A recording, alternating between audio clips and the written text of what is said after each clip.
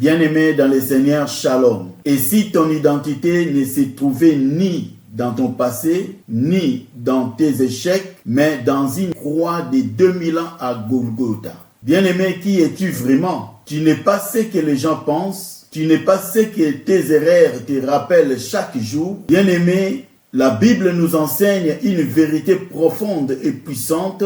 Ton identité ne se trouve pas dans ce que tu fais ou tu as fait, mais dans ce que Christ a fait pour toi. Dans tout ce qui s'est passé sur la croix de Golgotha, c'est là où nous trouvons notre identité. Aujourd'hui, nous allons découvrir qui nous sommes en Christ en 3 vérités fondamentales, simples, mais capables de transformer ta vie. La première vérité est celle-ci. En Christ, nous sommes nouveaux. 2 Corinthiens chapitre 5, verset 17 déclare « Si quelqu'un est en Christ, il est une nouvelle créature.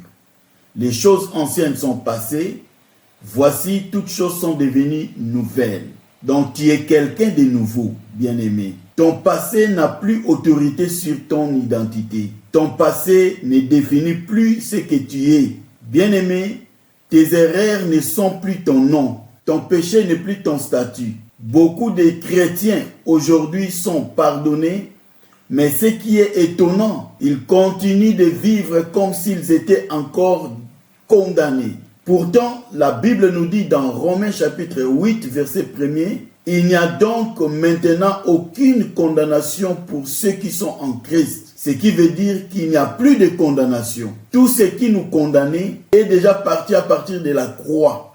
Christ nous a pardonné, il nous a purifiés. La vie ancienne que nous avions, cette vie qui nous a menés dans le péché, cette vie qui nous entraînait loin de Dieu est déjà partie. La Bible nous dit c'est déjà l'ancien, c'est déjà ancien. Nous sommes devenus de nouvelles créatures. Voilà pourquoi nous sommes obligés de changer notre façon de voir les choses. Dans Romains chapitre 8, verset 1er, il n'y a donc maintenant aucune condamnation pour ceux qui sont en Christ.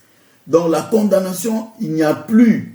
Parce que Christ m'a pardonné, parce que je me suis approché de la croix de Jésus et j'ai imploré sa miséricorde.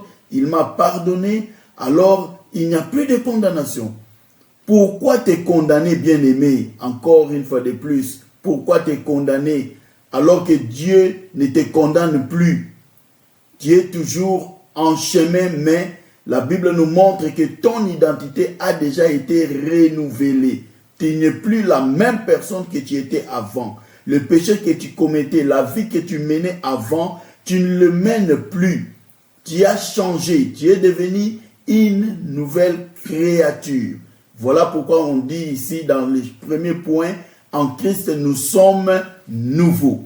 La deuxième vérité fondamentale, condamnés en Christ, nous sommes enfants de Dieu. La Bible dit dans Jean chapitre 1er verset 12, « Mais à tous ceux qui l'ont reçu, à ceux qui croient en son nom, elle a donné le pouvoir de devenir enfants de Dieu. » Vous avez entendu? Elle a donné le pouvoir de devenir enfants de Dieu. Avant, on n'était pas enfants de Dieu. Nous sommes devenus enfants de Dieu par Christ Jésus qui est venu pour nous sauver. Sur la croix, il a fait de nous enfants de Dieu. Ce qui veut dire que Dieu est devenu mon Père. Tu remarques ceci, la Bible dit, pas serviteurs, nous ne sommes pas devenus des serviteurs de Dieu, mais elle dit l'enfant de Dieu.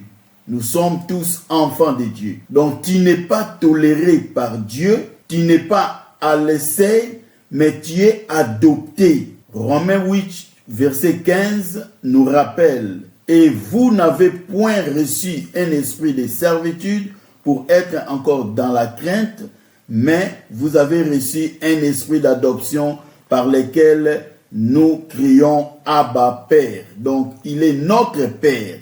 L'esprit d'adoption dans le Saint-Esprit que nous avons reçu, c'est l'esprit d'adoption. Il nous a adoptés, il nous a reçus comme ses enfants. Nous sommes donc enfants de Dieu.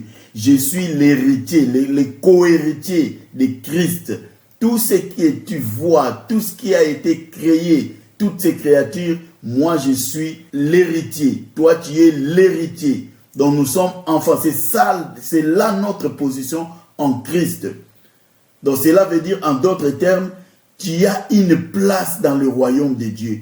Tu as une place au ciel. Tu as une valeur aux yeux de notre Dieu. Tu as un accès direct auprès du Père. Tu es un enfant et tout ce que tu as besoin, tu l'auras.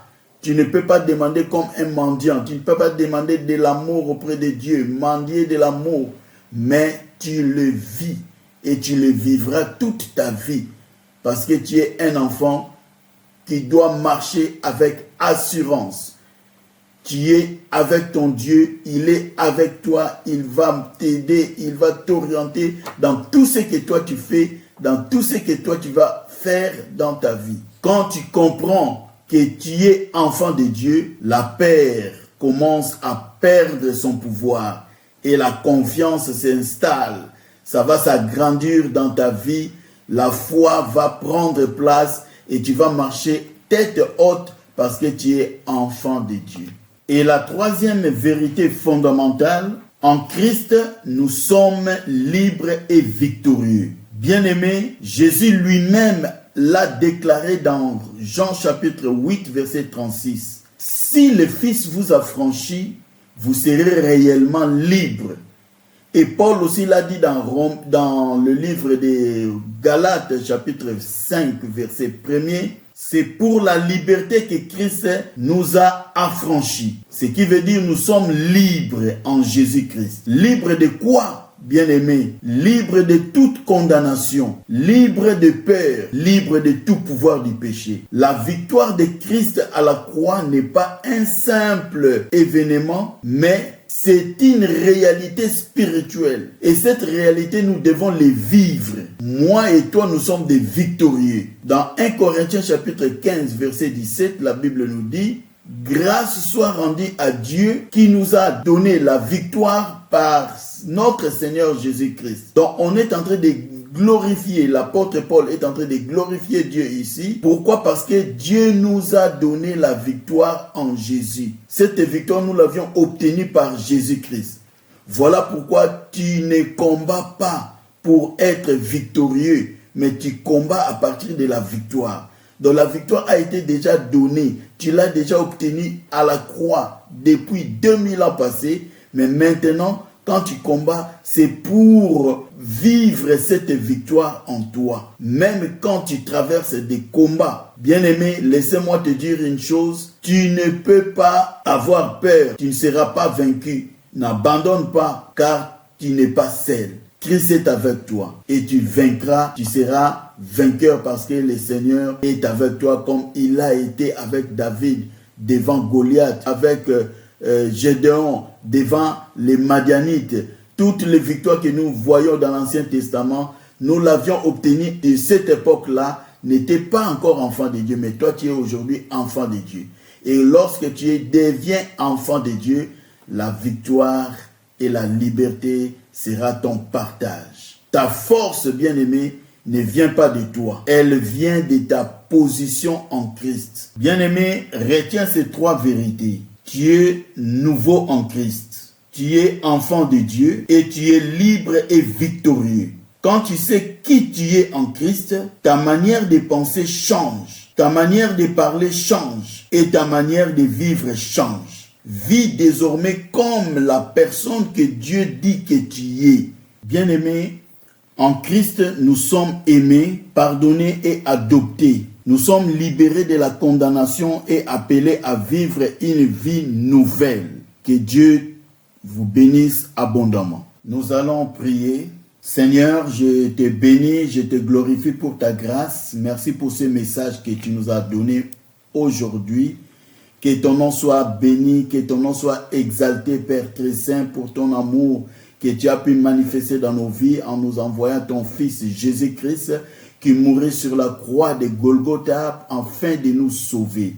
Merci Seigneur Dieu, nous te sommes infiniment reconnaissants. Je viens abandonner nos vies entre tes saintes mains. J'implore ta faveur Seigneur mon roi, toi qui as accepté de mourir afin de nous transformer par ta mort, de nous donner la vie, de changer tout complètement nos vies. Comme cela a été écrit, si quelqu'un est en Christ, il est devenu une nouvelle créature. Les choses anciennes sont passées, voici toutes choses sont devenues nouvelles. Change nos vies, transforme nos vies. Tout ce qui est ancien puisse disparaître, Seigneur Dieu Tout-Puissant, de nos vies. Au nom puissant de Jésus, nous te désirons, Seigneur mon roi. Au nom de Jésus, que toute vie de péché, Seigneur mon roi, que nous avions menée autrefois, Père éternel, soit écartée de nos vies. La manière de vivre sans Dieu puisse s'écarter loin de nos vies. L'immoralité et tout ce qui est contraire à ta volonté soit neutralisé. Cette ancienne vie soit détruite, Seigneur mon roi. Transforme nos vies. Nous voulons vivre, Seigneur Dieu Tout-Puissant, cette nature nouvelle, cette créature nouvelle. Dans nos vies, Seigneur Dieu, nous voulons vivre, Seigneur mon roi, le miracle de Christ sur la croix. Car Christ a accepté la mort. Il a versé son sang afin de nous transformer, de faire de nous des enfants renouvelés, transformés. Nous t'abandonnons, Seigneur Dieu, nos vies et nous voulons, Père éternel, que tu puisses nous conduire, Seigneur mon roi, que tu puisses te manifester puissamment dans nos vies afin de vivre une relation confiante et intime avec toi, Seigneur mon Dieu, comme notre Père, car tu l'es, Seigneur Dieu. Nous t'abandonnons nos vies, Seigneur Dieu Tout-Puissant. Nous te demandons, Père éternel, de pouvoir manifester ta grâce, de pouvoir marcher, Seigneur Dieu Tout-Puissant, avec nous, de nous aider, Seigneur mon roi, à réussir, Seigneur Dieu, notre nouveauté de vie. Que nous puissions marcher avec toi, vivre ta présence. Aide-nous, Seigneur mon roi, à réussir, Seigneur Dieu Tout-Puissant, notre vie chrétienne, au nom puissant de Jésus. Que ta grâce nous accompagne. Que ton amour, Seigneur Dieu Tout-Puissant, puisse nous éclairer, ô Dieu, dans le nom puissant de Jésus. Merci, Seigneur Jésus-Christ. Amen. Que Dieu vous bénisse abondamment.